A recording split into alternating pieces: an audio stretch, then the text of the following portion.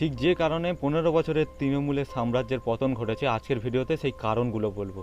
তবে প্রথমেই বলে রাখি, এখানে যেগুলো বলবো সেগুলো সম্পূর্ণটাই সংবাদ মাধ্যম এবং সাধারণ মানুষের মুখের কথা থেকে বলা হচ্ছে। প্রথমত, 15 বছর ধরে তৃণমূলের যে সংখ্যালঘু ভোটাররা ছিল, এরাই ছিল তৃণমূলের ভোট ব্যাংকের অন্যতম পাওয়ার। কিন্তু সিপিআইএম, কংগ্রেস এবং আইএসএফের মতো দলগুলোর কারণে এই সংখ্যালঘু মানুষরা নিজেদের মধ্যে বিভক্ত হয়ে যায়, যেটা বিজেপির জয়ী হওয়ার পথকে আরও সরল করে তোলে। দ্বিতীয়ত, আরজিকর হসপিটালের খুন এবং ধর্ষণের ঘটনা বাংলার নারীদের মধ্যে একটা সংকটের ছায়া ফেলেছিল এবং যার কারণে বাংলার নারীরা নিজেদেরকে অসুরক্ষিত বলে ভাবতে শুরু করে।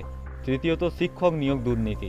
আমাদের রাজ্যে যখন 26,000 শিক্ষকের চাকরি বাতিল গেল, তখন এই সমস্ত শিক্ষকরা যখন রাস্তায় নেমে আন্দোলন করলো, বিক্ষোভ দেখালো, তখন এই রাজ্যেরই পুলিশ, তৃণমূল কংগ্রেসের শাসিত পুলিশই তাদেরকে লাঠিচার্জ করলো, লাথি মারল। যেই ঘটনাকে বাঙালি কখনোই মেনে নেয়নি, আর এটাই তৃণমূলের ইতিহাসের অন্যতম একটা কালিমালিপ্ত দিন। এবং পঞ্চম যে কারণটা, সেটা হলো এসআইআর। কারণ এসআইআরের সংশোধনের পরেই অনেক ভোটার বাদ গিয়েছে, যেটা তৃণমূলের ভোট ব্যাংকে অনেকটা প্রেসার ফেলেছিল। এবং আরেকটা ষষ্ঠ কারণ রয়েছে, যেটা হলো নিজেদের মধ্যেই গোষ্ঠীদ্বন্দ্ব। তবে এগুলো ছাড়াও আরও কিছু স্পেসিফিক কারণ রয়েছে, যেগুলো এই ছোট্ট একটা ভিডিওতে উল্লেখ করাটা সম্ভব নয়। তো আর কি কি কারণে তৃণমূলের পতন ঘটেছে সেগুলো তোমরা কমেন্টে জানাও।